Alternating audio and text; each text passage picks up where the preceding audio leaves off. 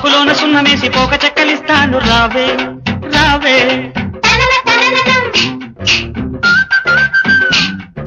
పండు ఎంత తీయను పాలు ఎంత చిక్కను సోకులంక చూసుకుంటూ సొమ్మసిల్లిపోదాము రావే.